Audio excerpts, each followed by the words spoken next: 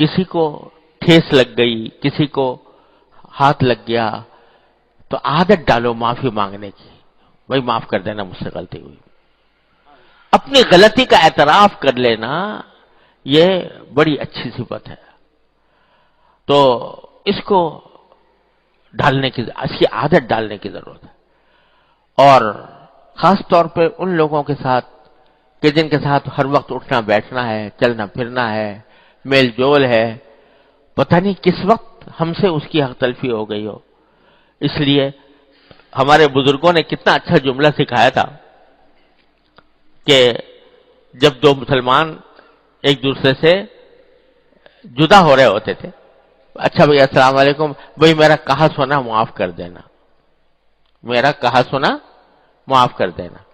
کیا مانا کہ میرے منہ سے کوئی بات ایسی نکل گئی ہو کہ جو آپ کے لیے ناگوار ہو، تکلیف پہنچی ہو، اس کو معاف کر دیجئے.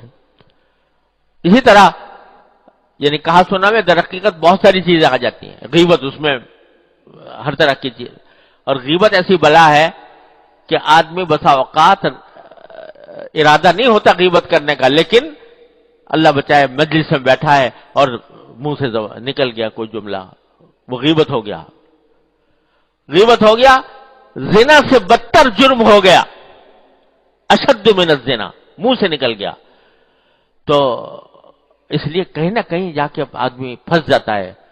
تو اپنے وہ لوگ کہ جن کے ساتھ اٹھنا بیٹھنا ہو، جن کے ساتھ میل ملاقات ہے، جن کے ساتھ میل جول ہے، وقتاً فوقتاً ان سے معافی مانگتے رہنا چاہیے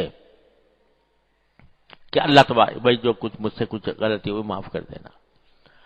اس میں کبھی معافی مانگنے میں کبھی تأمل نہ کرنا چاہیے. کبھی یہ نہ سوچنا چاہیے کہ بھئی اس سے میری سبکی ہو جائے گی، اس سے میری ذلت ہو جائے گی. ارے کچھ بھی ذلت نہیں ہوگی. ذلت تو اس میں ہے کہ تم جب اللہ تعالیٰ کے سامنے پہنچو تو تمہارے نامہ اعمال کے اوپر لوگوں کی حق تلفیاں ہوں.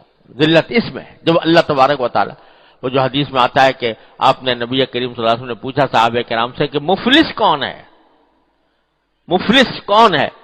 صحابہ کرام نے عرض کیا کہ یا رسول اللہ مفلس وہ ہے جس کے پاس نہ سونا ہو، نہ چاندی ہو، دینار درہم نہ ہو. فرمایا نہیں، مفلس وہ ہے جو نیکیوں کے انبار لے کر گیا اللہ تبارک و تعالیٰ کی بارگاہ میں، نمازیں، روزے، تلاوت، قرآن، ذکر، تسبیح، خدا جانے کیا کچھ وہ لے کر گیا، لیکن اصحاب حقوق آ گئے جن کی حق تلفیاں کی تھیں. تو کوئی اس کے نمازیں لے کے چلا گیا، کوئی اس کے روزے لے کے چلا گیا، کوئی اس کی تلاوت لے کے چلا گیا، یہاں تک کہ خالی ہو گیا. اور پھر بھی حقوق باقی رہے تو لوگوں کی برائیاں اس کے گلے ڈال دی گئیں. آیا تھا نیکیوں کے انبار لے کر اور نتیجے میں گناہوں کے انبار لے کے جا رہا ہے. وہ ہے مفلس در حقیقت.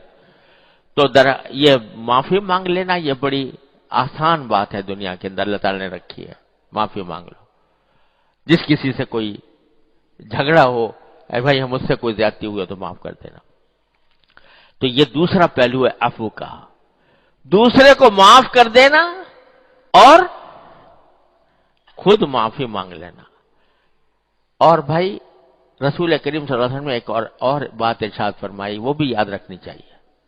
اگر کوئی مسلمان سچے دل سے معافی مانگ رہا ہو تم سے، تمہاری اس نے کوئی حق تلفی کی، اور سچے دل سے بعد میں اس کو ندامت ہو رہی ہے، پشیمانی ہے، ندامت اور پشیمانی کے ساتھ تم سے معافی مانگ رہا ہے کہ بھائی مجھے معاف کر دینا، میں نے وہ جو کام تمہارے ساتھ کیا تھا وہ مجھ سے غلطی ہوئی تھی، میں نے تمہاری حق تلفی کی، اللہ کے لیے مجھے معاف کر دو. ایسے کوئی شخص لجاجت سے معافی مانگ رہا ہے، پشیمانی کے ساتھ، ندامت کے ساتھ، تو اس کو معاف کر دو.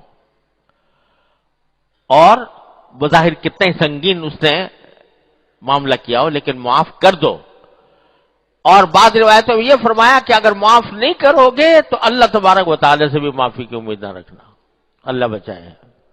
اللہ تبارک و تعالی کے سامنے جب جاؤ گے تو اللہ تبارک و تعالی سے بھی کہیں اللہ تعالیٰ بھی تمہاری بہت سے گناہوں کو معاف نہیں کرے گا. تو اس لیے یہ وعید بھی بیان فرمائی کہ کوئی سچے دل سے معافی مانگ رہا ہو، ندامت کے ساتھ مانگ رہا ہو، تو اس کو معاف کر دو. نہ کرنے والے پر وعید بیان فرمائی. اس وعید کے الفاظ اب مجھے صحیح یاد نہیں رہے، لیکن حدیث سے صحیح کے اندر وہ وعید موجود ہے اس شخص کے لیے۔ تو اللہ تبارک و تعالیٰ اپنے رحمت سے ہمیں بچائے اس سے۔ دونوں پہلو معافی کے ہیں، معاف کر دینا، معافی مانگ لینا، یہ دونوں نبی کریم صلی اللہ علیہ وسلم کی عظیم سنتیں ہیں۔ اللہ تبارک و تعالیٰ اپنے فضل و کرم سے، اپنے رحمت سے ہم سب کو ان سنتوں پر عمل پیرا ہونے کی توفیق عطا فرمائے۔